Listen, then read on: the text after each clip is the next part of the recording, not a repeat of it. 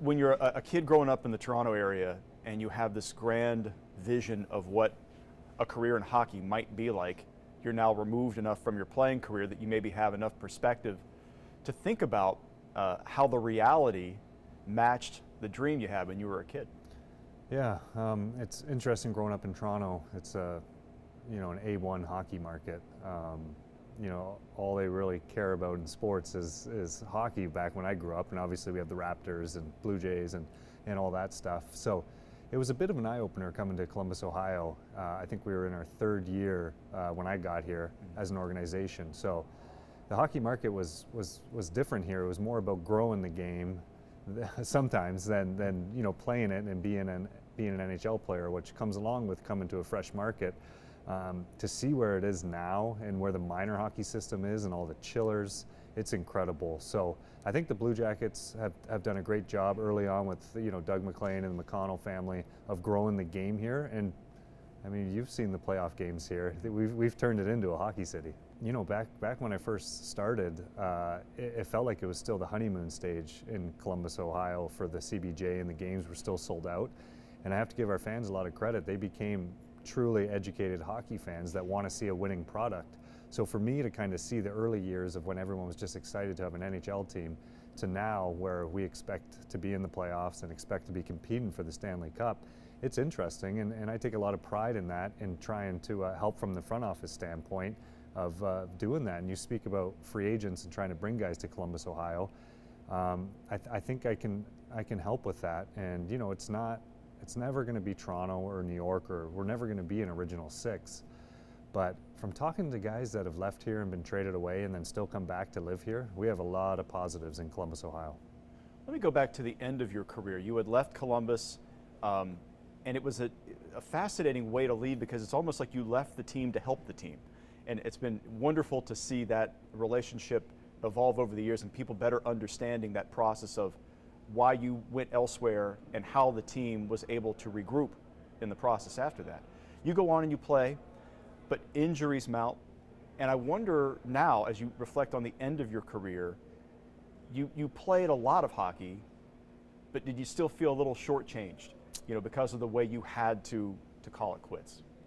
Yeah, well, I think, leaving here for the first part of the question was tough, because I've always planned on being a Blue Jacket my whole career.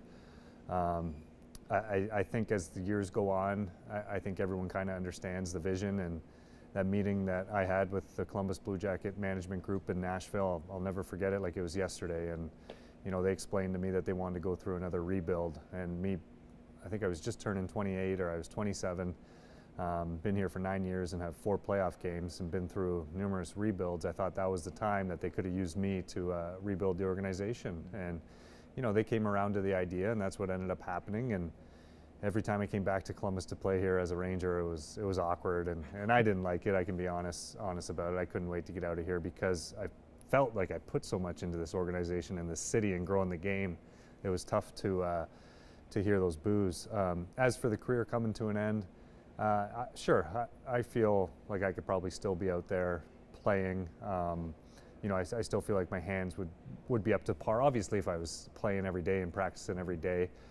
But, I have one too many concussions maybe, and it was time, and you never know how bad that next one's going to be. And, once I talked to the doctors, talked to my family, talked to my kids, it was just a better idea to be a dad than a hockey player. You evolve into the front office role. Walk us through what that is like, what your daily routine has become, and what you hope you eventually aspire to do. What's your long-term ambition as a front office employee?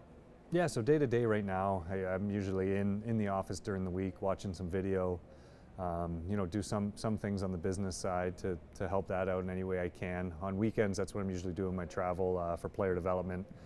Been spending a lot of time at that school up north, obviously, with our top pick, Kent Johnson.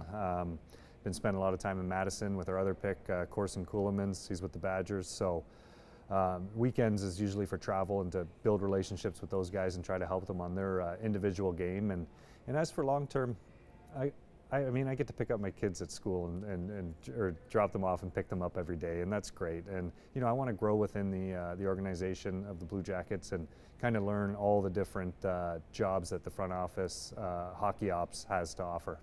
Do you foresee yourself at some point down the road as general manager?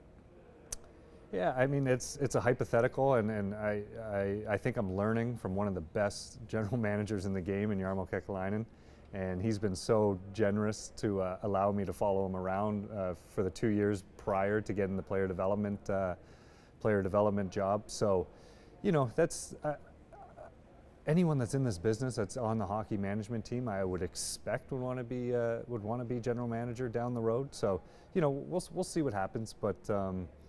Right now, I'm just enjoying what I'm doing and enjoying learning and kind of being a sponge. You've invested so much of your life on the ice, even off the ice, to this franchise in this city.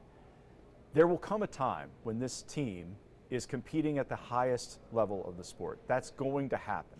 And especially for you to potentially have a role at all the levels, from the very beginning, the foundation of the franchise, to potentially being someone who's here to help recruit the talent and stabilize the franchise to get to that point competitively where they could be there. You could potentially have a footprint at every level of that. How unique would that be? Yeah, it would be very unique. You know, it's kind of funny to think that way. I've never thought of it totally to come from every different level in the beginning, in the middle, and gone for a bit and then back. I will say, I think this weekend's going to bring out some good applause to people who have been through it and helped us along the way. Guys like Doug McLean, guys like Ken Hitchcock, John Tortorella brought in a great culture here. Obviously with John Davidson and Jarmo Kekalainen now, I think the right people are in place. Now if I can be an accent or a right-hand man to any of those guys just to help out in any way I can, it's pretty exciting.